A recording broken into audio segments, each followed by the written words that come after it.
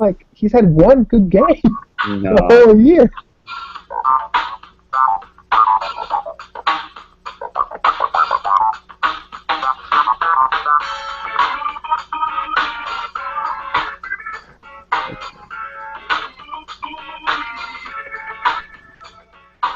All right, welcome once again to the Chi Town Fantasy Basketball Podcast. My name is Smokey Q Rivers, and you can find me on Twitter as Smokey Q Rivers. I'm joined this week by Nathaniel and Daniel. Unfortunately, Tommy could not be with us this week. He had some family stuff to attend to. Not bad stuff, like he just too much partying. Right. I didn't mean for that to sound bleak. You just had to give somebody a ride. You couldn't make it to the podcast. Everybody's fine. He's an uncle now. We're very happy for him. Yeah, for twins. Yeah. Yeah, twin girl. Yeah, apparently. It runs in the family? Does Tommy have an evil twin running around somewhere? I mean, for a while when he was growing that stash, he looked exactly like his brother, Romy. So that was pretty appropriate. Tommy and Romy. That's right. It would be the evil. Yeah, Tommy's definitely not the evil one. He's a very sweet man. Yeah. But gee whiz. Anyway, we're here to talk some hoops. It's an exciting week 11. We're more than halfway through the fantasy regular season ourselves. Probably a lot of leagues are probably about halfway, depending on how you schedule your playoffs. You're either halfway or you're a little more than halfway. But, yeah, and things are getting rough. There are a lot of injury bugs biting a lot of teams lately. We saw Jarrett Jack go down with a season-ending ACL. Very unfortunate. I'll relate this anecdote. The owner of Eric Bledsoe in our league, well, obviously Eric Bledsoe went out, and then he traded for Jarrett Jack about a week before Jarrett Jack went down with the injury. So that guy is not too happy right now. And for LaMarcus, too. For LaMarcus Aldridge, we could get into that. I think people thought that trade was kind of lopsided in favor of LaMarcus. I'm not sure. Well, we could talk about that trade later, but yeah, he traded Jarrett Jack for LaMarcus Aldridge. Didn't work out, obviously, at this point. Al Jefferson is out for the next 6 weeks, so he's not out for the year, but he's probably droppable pretty much at this point. He wasn't doing much when he was playing anyway. He was getting limited minutes. So those guys are pretty much done. And there's a lot of guys that aren't out for the year but are causing a lot of problems in lineups, such as, well, this is a guy that that's hot. A lot of people have been picking up. He's been doing really well, and then we just found out today at about 5 o'clock Central Time that he was going to miss a game, and that's Omri Casspi. Now, Nate, you own Omri Casspi. What time exactly was it? It was like really late. It was within an hour, maybe within half an hour before lineup slots for the week. Yeah, it was pretty awful. I mean, the bigger thing was that I just happened to be on Roto World at that very moment, and I saw it blip about actually 5 minutes before the lock. So it's like 5:55 p.m. Central Standard Time, seeing that he was injured, and it wasn't even reflected on ESPN. So like, had I actually been using the ESPN system, which we use for our league, I would have been totally screwed. And it said like some bullcrap, like sore back.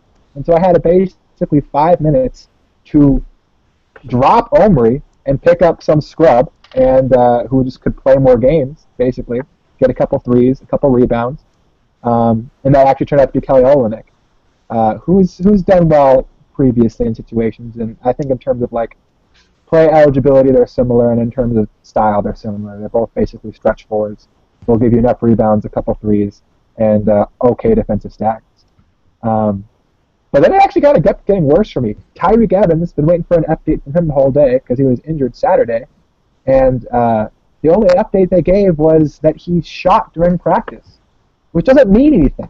You can you can be great and shoot during practice, or you can be awful. And so that was unclear.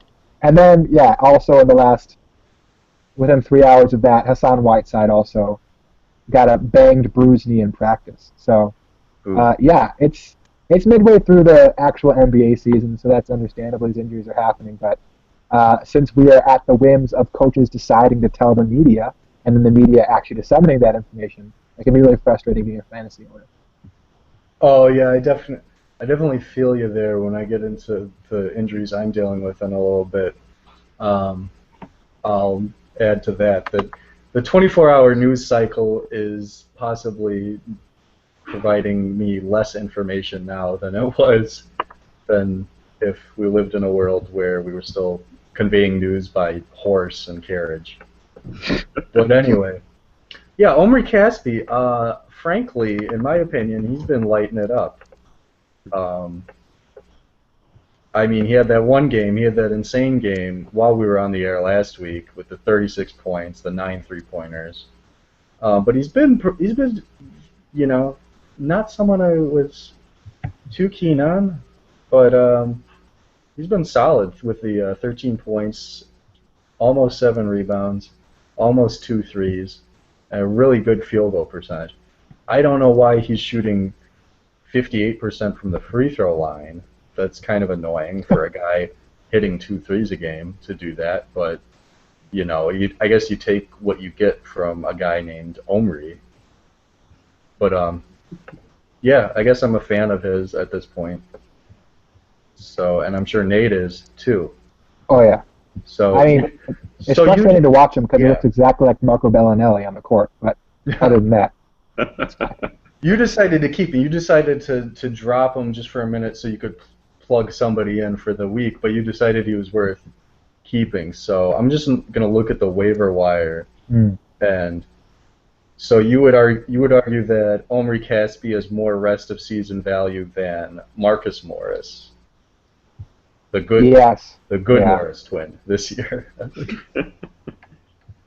Yeah, Morris's stats are just too volatile. I mean, he'll have a great game, and then he'll be scooped up madly off the waiver wire, and then he'll just have like 3 terrible ones in a row, and like it's kind of crazy. Like he's on my watch list, and I haven't picked him up since I dropped him earlier because I did have him at one point, and I feel like everyone in our leagues had him at one point. He's actually, but yeah, we're in a 10-team league. He is actually on his 5th team this season.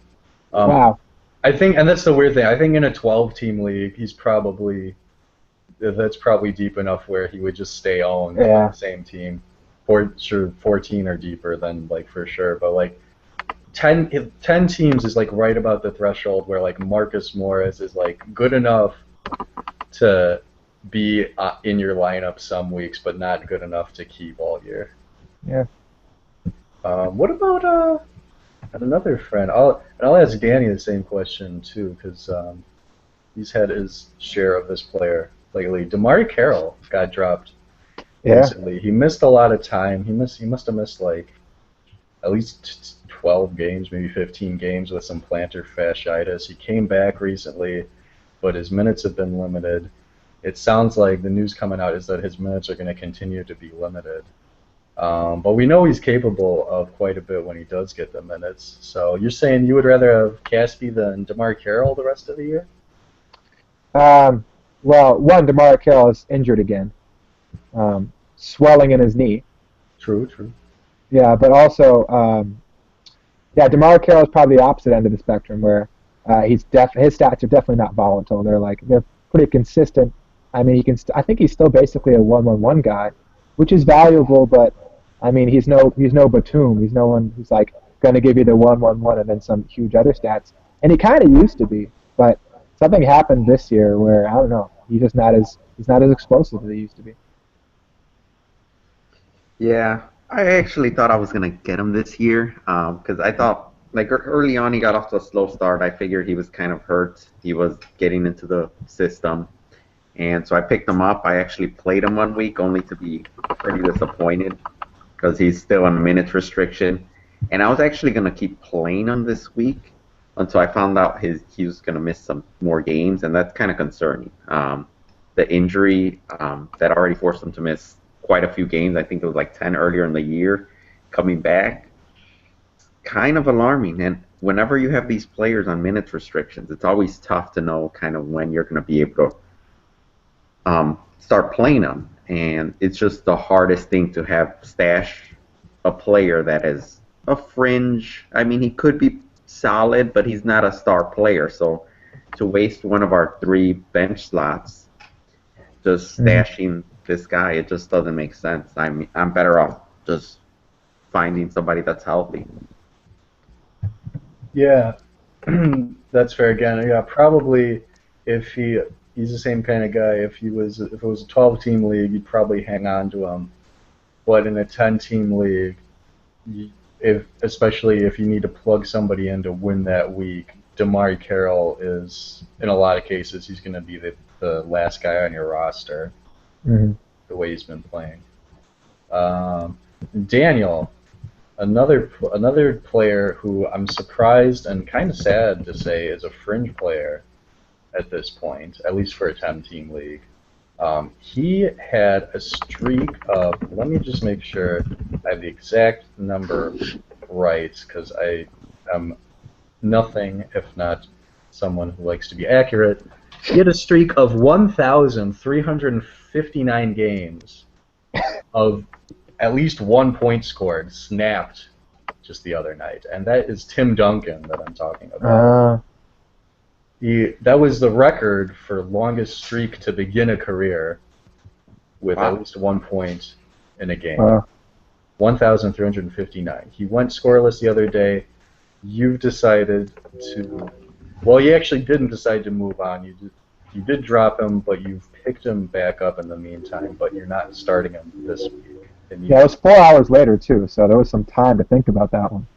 Can you speak to that? Well, I mean, last year, Tim Duncan has always had the reputation of being rested. Last year, he was actually only rested, I think, about 6 or 7 games last year. He ended up playing like around, I think, 75 games last year. Yeah, that's pretty right. good. Finished top 20 in our league, and I mean, he can still put up numbers, but I feel this year, especially with the addition of LaMarcus Aldridge and the Spurs' great start, Popovich has just been very quick to pull the trigger. He already has rested a handful of games, also had a lingering knee issue that made him miss 2 of the 3 games last week. So I think this year might be the year where it's just, you might be better off staying away from him.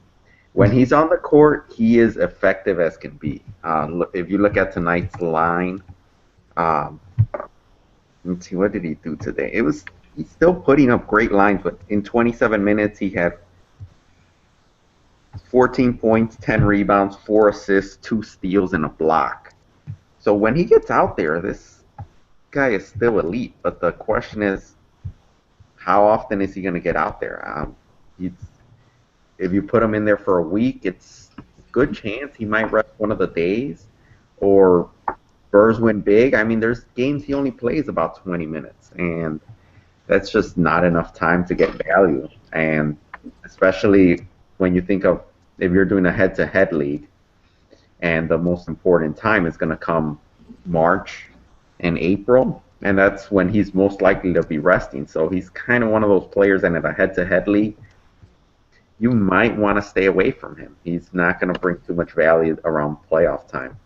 Yeah. So I dropped him, but decided to pick him up for a little while longer because, I mean, he's the best there. He's still solid value, though. Yeah, definitely. I think for our specific format of head-to-head with a weekly lock, it's probably the worst format for him. Because if it was a roto league where you just have a games limit for the year, you know, if he's going to rest games, then you just don't start him those days, and that's not counting to your game limit.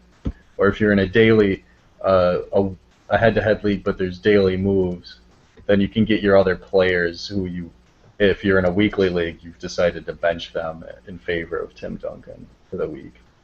So yeah, I think for our specific format, he's not a great fit. But you decided, you did drop, you picked him up for Andre Iguodala just for this week. what do you see in Andre Iguodala? What are you expecting out of him? Probably Well, not too Andre much because you only want him for 1 week, but just for 1 week, I dropped him. First, you got to understand, my team is I'm tanking free throws and essentially tanking points as well. So, I mean, if you're looking, Andre Iguodala is going to have those games where he doesn't score much, but he does add value in quite a few categories. I mean, if he makes one or two field goals, there's a good chance they're going to be three-pointers. He'll get you some rebounds, pretty good assists, and then those defensive categories like steals and blocks.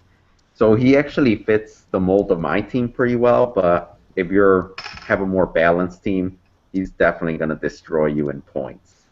So he's kind of a very questionable ad. Kind of just make sure you kind of know what your team needs for the moment.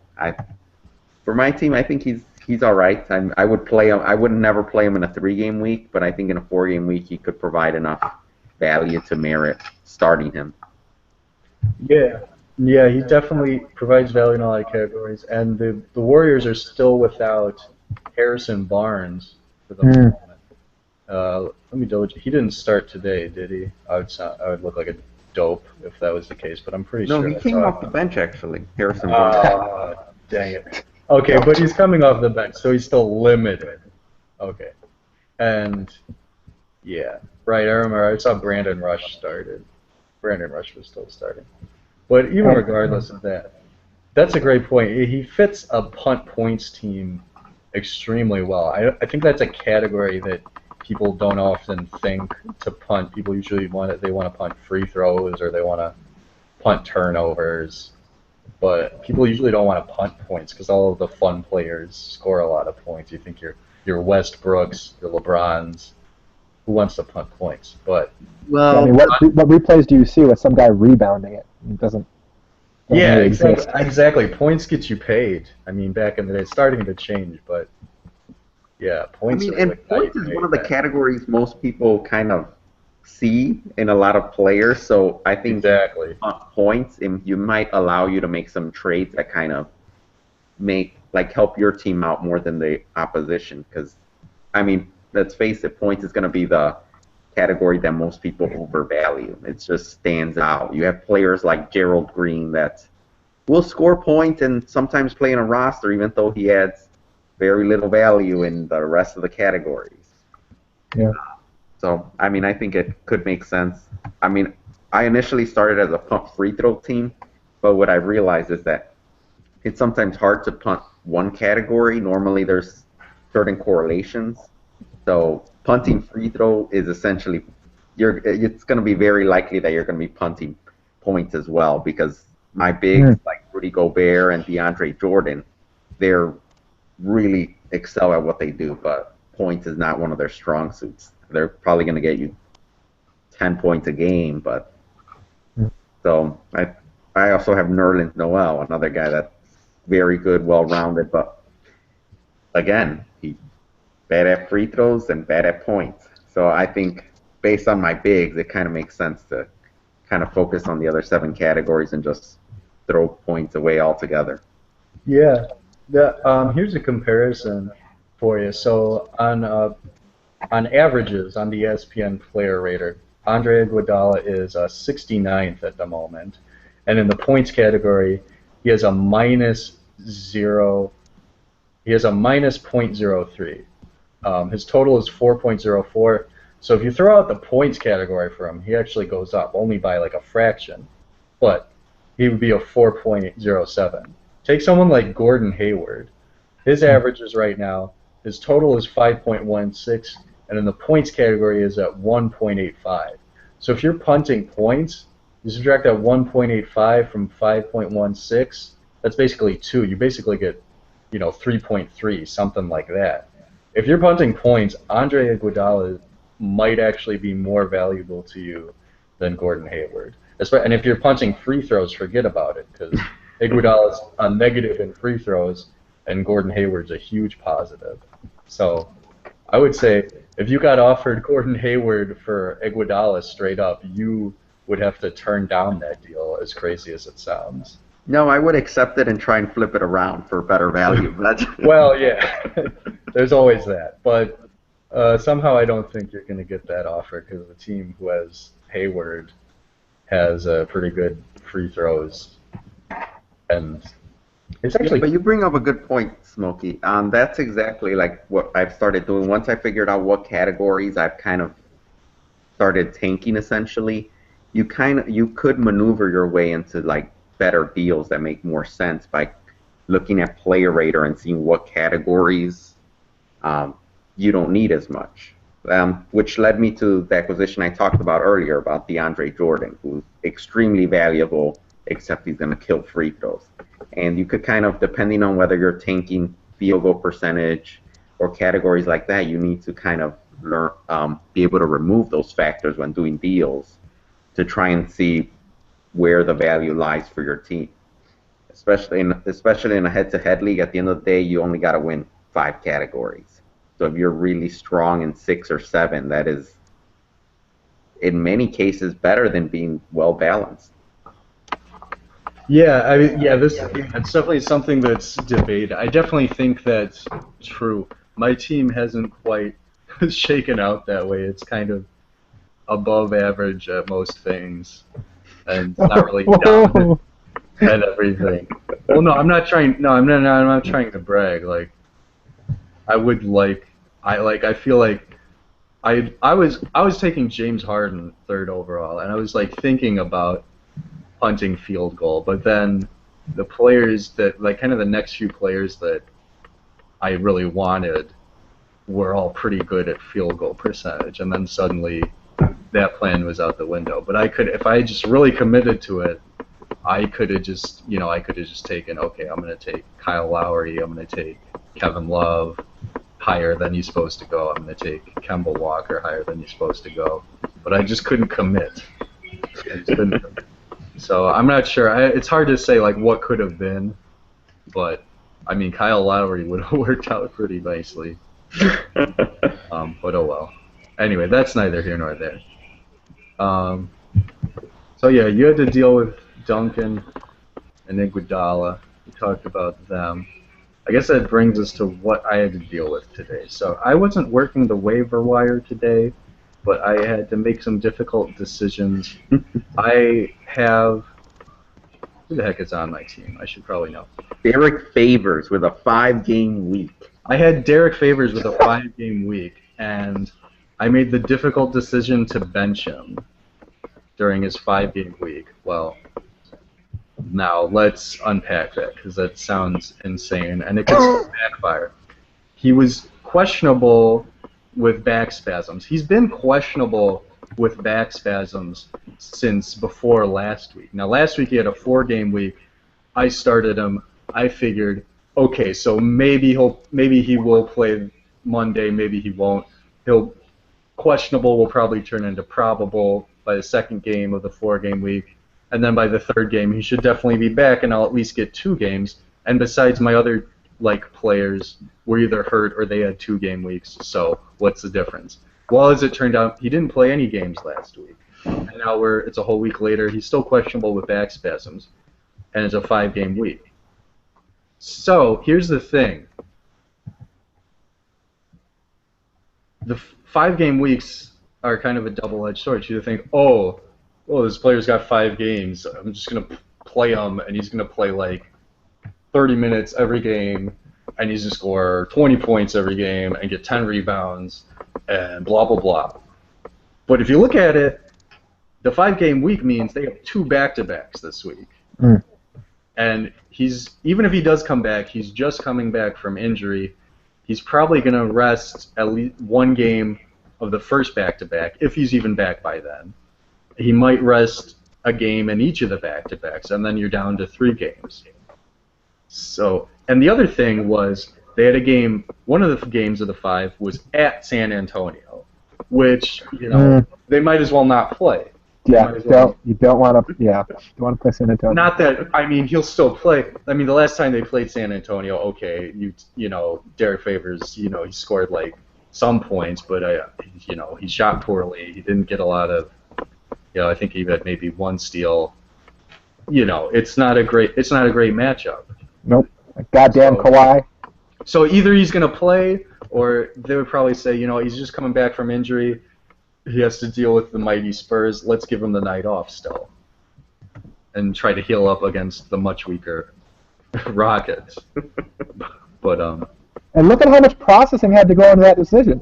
We're talking about one click, right? And this is the life of the fantasy owner. That was just one guy. So I made the difficult decision to bench Derek Favors with his 5-game week. He didn't play tonight, so far I look like a genius. I hope he comes back. I hope he comes back healthy eventually, or I'll have to go through the whole thing again next week. But I figure that he'll miss at least one more game because of the back-to-back, even if he plays in their very next game. So I'm comfortable with my decision there. But then, I thought that would be it. But when I woke up today, everybody else was pretty much healthy. Gallinari was coming off an injury, but he played 2 games. He looked great. No problems there. Around 3 o'clock, George Hill and Monte Ellis are suddenly day-to-day.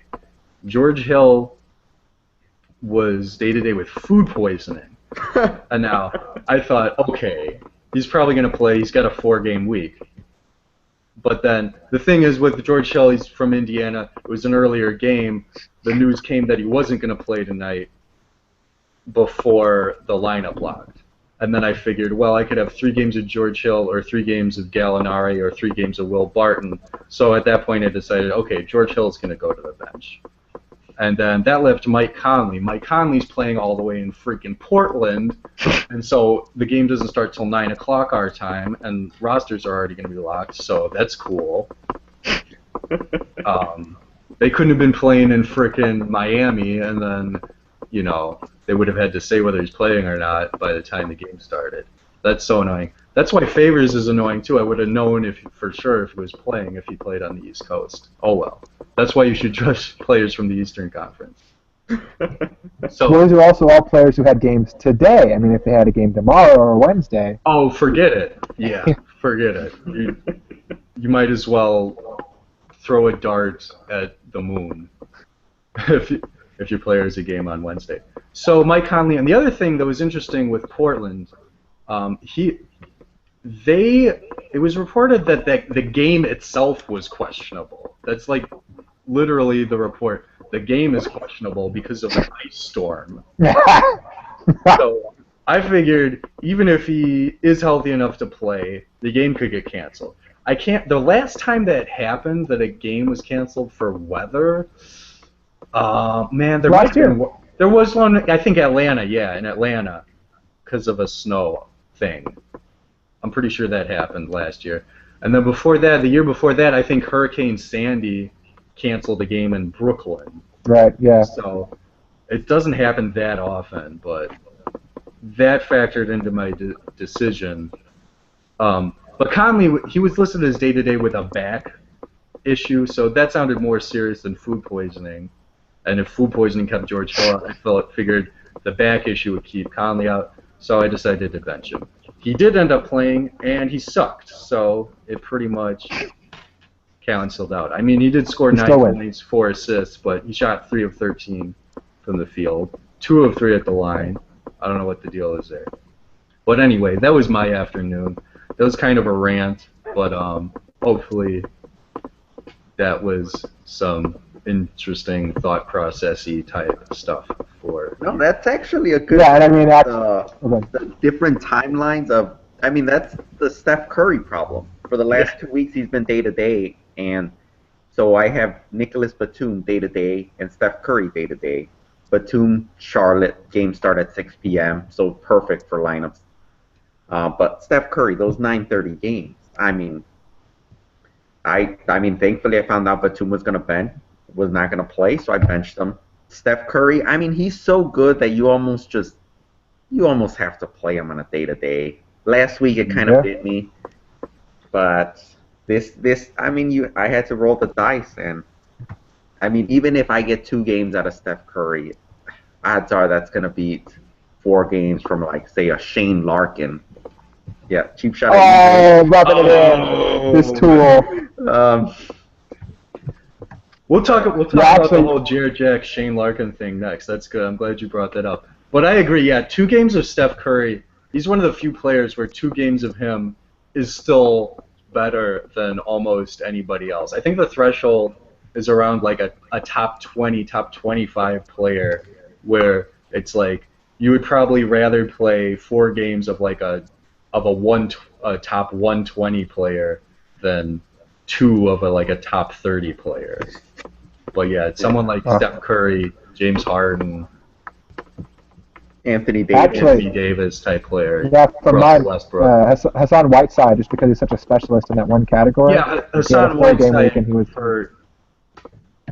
Yeah, I think even by the where's Hassan Whiteside's, yeah, he's a top 25 player. I mean, he's top 9 on the player rater, and that's even with his terrible free throws. So yeah, He's Hassan actually not Whiteside. shooting enough of them. He's no Andre Drummond in terms of the usage right now.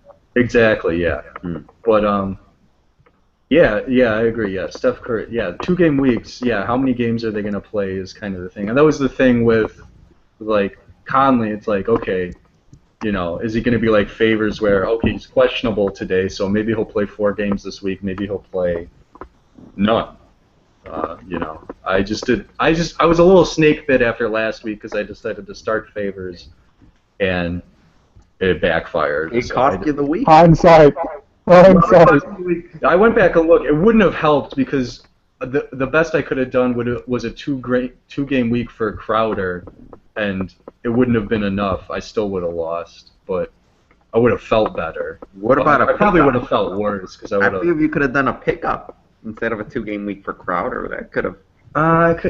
Crowder. That's the thing. I didn't want to drop. I mean, I could have like dropped him and picked him right back up, but I didn't even want to risk exposing him. Is Jay Crowder that good? He's been playing pretty dang well. It. Yeah.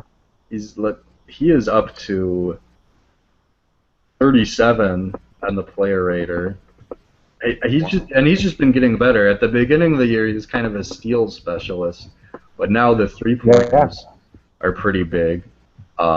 He's actually a pretty good free throw shooter, and he's getting to the line enough for it to matter.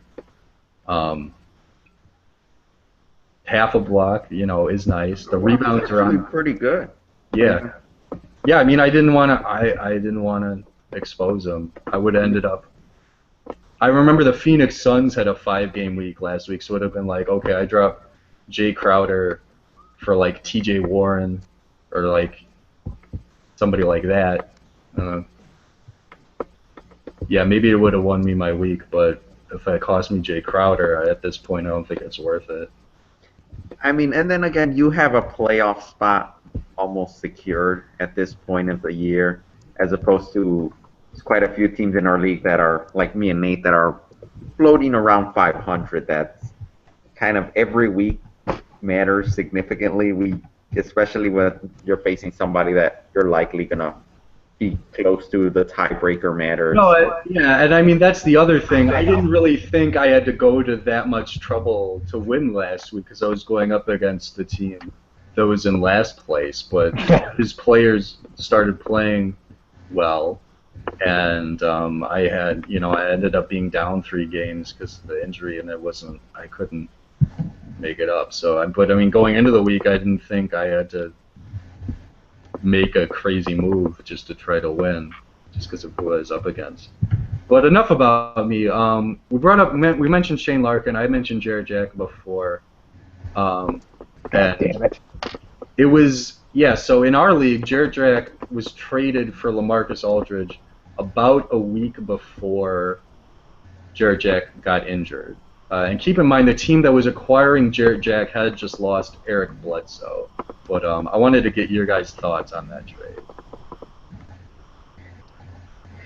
Go for it. Yeah, I think that the trick is, which is kind of how fantasy works, right? Like, you can have all the algorithms and computer programming trying to predict things as you can, but at the end of the day, there's a lot of a human effect to these things, and we as humans try to predict that. So like Jared Jack has always had like the potential to be a good player, but when given the chances, he hasn't like risen enough to like have fantasy players recognize him. And so, yeah, when that trade went down, I mean, Jarrett Jack didn't have the kind of name drop ability even then for people to respect it. And so I think we, at least most of us, looked at that trade as, oh, Jarrett Jack, he's having a nice month, but he's just going to come back to his averages later because he always raises us up and then crashes us down. Because even though we're not supposed to operate on hindsight, we always do. If a player crushes you in a previous year, you may even have a vendetta from him 2 years later. He's like, oh no, I don't touch Tyreek Williams. He ruined the playoffs for me 2 years ago, and so he's just going to do it again. And so maybe Jarrett Jack really was going to turn around this time, but I picked him up before, and I just don't trust him. LaMarcus Aldridge, on the other hand, even though he's not risen to the same stardom he has on his previous team, he's still a very functional player, still a very good player, period. And on the Spurs, he's still doing a lot of damage. So I saw LaMarcus Aldridge as someone who's going to always do damage, and Jarrett Jack is probably just going to eventually decline into mediocrity. Yeah, I agree. I mean, I just think LaMarcus Aldridge, in terms of upside, it's just a lot better. I mean, they're both playing comparable for the early part of the year just because Aldridge got off to such a slow start. But if you look recently, Aldridge, I feel, has started to mold a little bit better with the Spurs. He's getting better shots. His rebounding is improved. And, I mean, I feel he has a significant amount of upside. Right now, I'm looking at Player Rater. He's ranked 54. And, I mean, he's the type of guy he's going to finish the year maybe top 40, top 30 for sure. He's going to, they're going to start resting Duncan more. He's going to get more acclimated to the system. He's a really talented player, and he's a proven commodity. I mean, I think you have to take Aldridge almost any time. Unless you like desperately need a point guard, I would take Aldridge any day. Well, that you say desperately need a point guard. I feel like that might have been just the case here, as the fellow had just lost to Eric Bledsoe for the year. I will say this in Jarrett Jack's defense. I actually took a snapshot because I mean I see the name LaMarcus Aldridge and you see the name Jarrett Jack and you're like you know. Jarrett Jack sounds like a cartoon character. He sounds like. Right. We went to a lot of trouble hyping him up in our league. We even gave him a nickname, J Squared. He's certainly not someone who's earned a nickname from the press or whoever. Anyway. Well, possibly in his life. I don't know. I mean, probably in high school. He's probably most NBA players. Anyway, I don't know. That's neither here nor there. I will say this about it. I see the trade. Okay, LaMarcus Aldridge for Jarrett Jack. It sounds crazy. You have multiple-time All-Star versus a journeyman. I went and looked at their averages by the Player Rater at that moment in time, plugged it in, and Aldridge was higher. Even a slumping Aldridge and Jarrett Jack in one of his best years, Aldridge was still higher across the board with a 4.2 to Jack's 3.5, but Jack had the single highest impact in one category, and that's assists. Jack has a 3.14 in assists, whereas Aldridge's best impact was in rebounds with just a 2.03. So there's that. A guy who just lost his point guard wanted some assists, sold off somebody who is not helping there. So didn't work out. It really didn't work out for him now. Obviously, he's not going to get anything out of Jack now, but not as crazy as it sounds on the surface. I mean, I think Daniel brought a good point about the position, though, too, about point guards, because I feel like point guards, for some reason this year, there's a lot of availability of young point guards on the waiver wire with a lot of upside. And so I think I wouldn't necessarily say that trade just because you can kind of combine a couple rookies and they might be able to get enough dimes for you, especially this year for some reason. A lot of young, talented rookies with a lot of assist potential. So, yeah, I don't know. It's trading for a point guard. I think is trickier this year than it has been in the past because there's so many of them out there. I mean, I do think there are guys you could have gotten on the waiver wire earlier, like Ish Smith, Darren Collison. You know, T.J. McConnell was doing that for a while. Now he's toast because Ish Smith is there.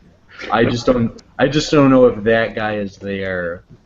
Now at least. I mean, in our, I don't want to like keep it so specific to our league. Okay, like after the fact, Alfred Payton, got dropped.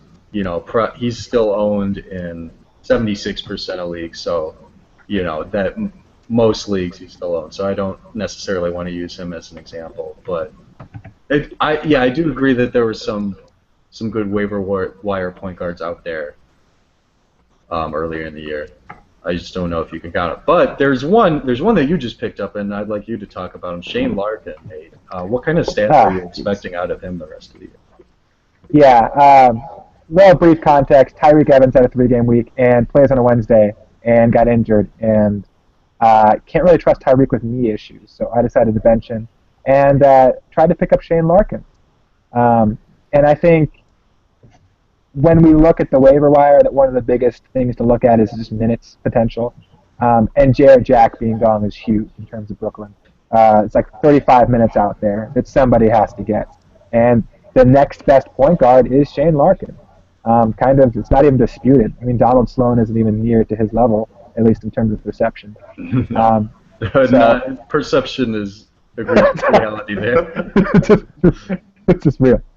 So what I was hoping for in terms of for Shane Larkin is I was assuming a bad field goal, but I think if you're just going to be the main distributor on a team like that, especially with so much ability to feed in the paint, especially to Brook Lopez, having a high dimes is very probable. And I think a couple steals in there, just being a quick young guard, because that seems to be the one category. Well, there's a couple, but that's one of the categories that seems to recede with age, is your ability to steal the ball. When you're young and fast, you're great at it. And then even like players like Chris Paul started to decline once he got to that late 20 point. So yeah, steals, assists, enough rebounds just to be adequate, and then hopefully enough usage to get some points up there. But really, that wasn't as important to me.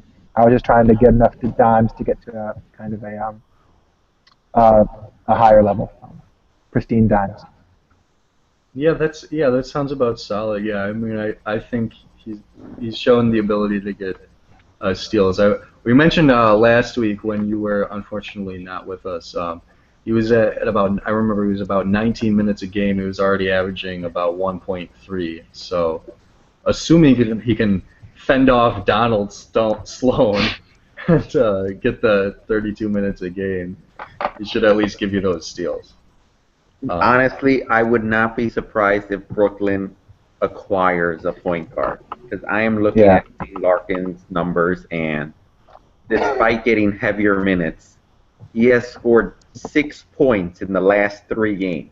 Yeah, that's a combined 6 points in 3 games, where he's played 24 minutes, and 27 minutes. Yeah, Jarrett Jack's gone. He only played 3 more minutes today, which is a little frustrating because that's the whole point. 3 more minutes. So I don't know what happened there. But, And the tricky thing is, I don't think Brooklyn owns their pick. I believe Boston owns their pick, so they have really no incentive to be losing, which I don't know. I mean, but then nobody knows what's going on in Brooklyn. I mean, they're one of the teams that was highest salary and worst records. I mean, I can't even explain what's going on. Yeah, they've been pretty bad. The weird thing is, they only have 10 wins on the year, but they're mostly against good teams. They're mostly against like a combination of good teams and then Houston, who's supposed to be good and is still technically better than Brooklyn, I guess. But yeah, they're definitely weird. But they don't have any incentive to tank. I mean, they must be. Let's see, 8 seed right now is Detroit at 19 and 16. They're 10 and 24, so that's what 4.5 plus for, yeah, they're 9.5 games out of the playoffs, so that's not looking great, but it's not like tanking helps. It even hurt. They might as well, even if they can't make the playoffs, they should still try to make the Boston pick worse because Yeah. that's a division rival. So, yeah. Sounds like a taker for Derrick Rose. Oh, don't I don't think that I think we probably have to take Joe Johnson to make the salaries. No, keep Johnson away. He is expiring, but then, I mean, as rough as it's been with Rose, then you're basically counting on Brooks, Moore, and Heinrich to run the point. Is that going to win you a playoff series? Oh, man. Well, it depends if we need a point guard. I think we just, we stick to our front court and just have Mr. Sexy Portis lead the way. We could, Oh yeah, we could do the point Bobby, or I guess Nate wouldn't mind so much if we start running the point Butler. Oh my God. That glorious man. I was screaming when I heard that game. 40 points, 41 points and a half. Oh man. Exciting man. Fantasy does take a toll on it. It would be, I mean, I guess I didn't mind so much because it wasn't playing Nate, but I feel like I'm a little more excited when James Harden drops 40 than when Jimmy Butler drops 40, even though I'm a Bulls fan, which is really messed up. Yeah. But no, but I mean, when I watched that game, I mean, he was. It wasn't just like he was getting his. I mean, he dragged the team to victory. He was their only hope. They were down, and he scored efficiently, and he was playing good defense too. I mean, he had to deal with DeMar DeRozan on the other end and Kyle Lowry. It was an amazing performance from Jimmy Butler yesterday. Yeah, I heard a story to. Oh, go ahead. You know what, Daniel, and you said a couple weeks ago when we were talking about when he called out Hoiberg, you told Jimmy, you're supposed to be the star of this team. Put the team on your back. What do you have to say now? I mean, I just don't like it when players have like internal meetings, things like that. But when they like kind of just throw out like a subtle tweet to the media, things like that, I'm not a big fan of that. It allows for a lot of speculation, and it's just the reporters get in there and then they start asking questions. Are there going to be a trade? What's going on? Is Hoiberg like on the hot seat? Things like that. And I just don't like when that normally tends to distract teams and cause more harm than good. So I kind of wanted all those issues to be handled internally. And at the end of the day, it's pretty clear to all Chicago fans that this is Jimmy Butler's team. He's easily and by far the best player on the team. And I think he has to stop deferring as much as he does. And in games like that, he needs to take over more.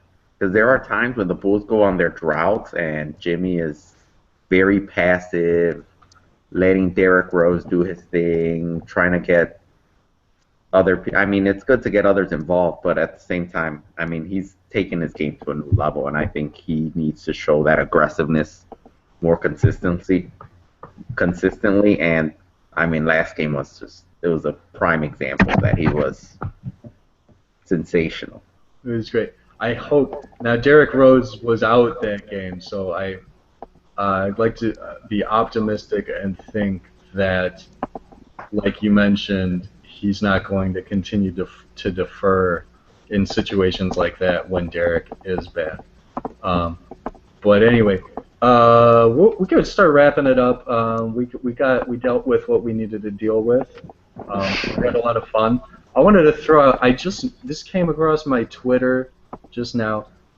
It's just really interesting, and it's different. I've never heard of anything like this.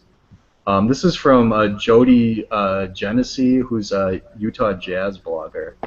The Rockets were playing the Jazz, and he reported this. James Harden said a fan shined a laser pointer in his eye while he was at the foul line, saying, that's the first time it ever happened to me. And the fan has received a 1-year ban from the NBA for doing that.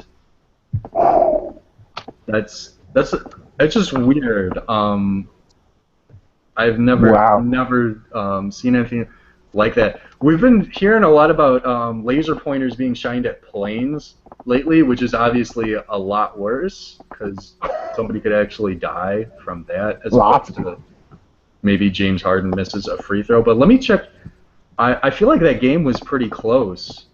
I don't know when it happened. I applaud the banning of the fan. I think it is outrageous when fans try to interfere in a game. I mean, you're there to watch these athletes. I mean, you can absolutely. do all you want, but I think it's awful that when people try and do things like that. You can't do that. That's just foul play. I mean, I'm glad that fan was banned. No, yeah, I'm just really surprised. So the Rockets did still win the game. They won 93-91. And Harden was 8 of 9 at the line. So I don't know if that just happened the one time and that's why he missed, or if it happened continually. But that's a story people should keep an eye on, just because it seems kind of interesting. Well, that's the kind of thing that could spread too. Like I could see that being a funny joke the first time, and then now people are gonna try to sneak their way. Well, you know what's gonna happen is they're just gonna increase the security checks, and they're just gonna pat people down at every stadium, and it's just gonna take longer.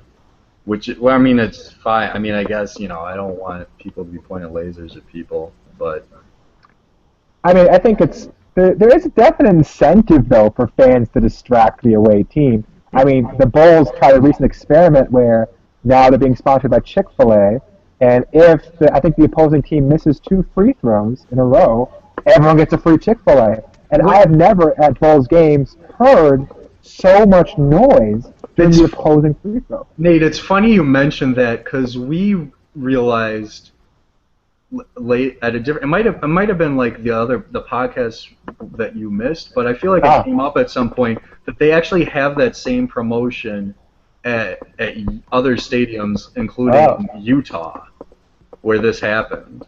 So God forbid, I hope at least. I mean, the guy's a jerk anyway, but I hope if he was doing that, it was because he was trying to help the Jazz win and not because he wanted a free sandwich. But that makes things even more interesting. I mean, so Chick-fil-A created an incentive, and now it's getting out of control. Yeah.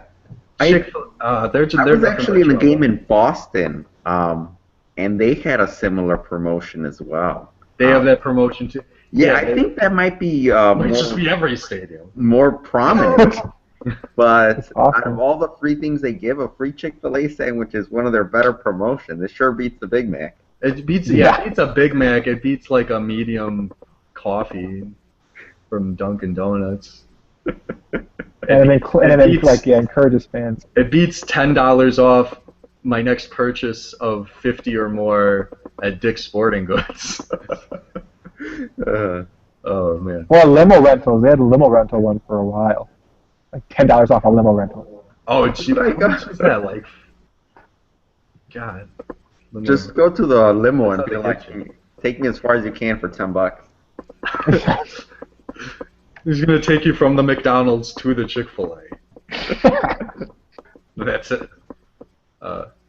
Yeah, that's something to keep in mind for next week. I want to find out more about this, so we'll wrap it up so we can do that. But it's been a blast as always, guys. We look forward to getting Tommy back next week, and we'll hopefully not be talking about so many injuries next time. Yeah, hopefully we'll be talking about the rise of Shane Larkin on my team, who hopefully will not continue to suck. Calm down, Nate. He threw up a dud today, so I would keep those expectations tempered. Dang it. We will wait and see. It seems like people enjoyed the intro music today, so I'll just make that the outro music too. But this has been the Chi Town Fantasy Basketball Podcast, and we will see you next week.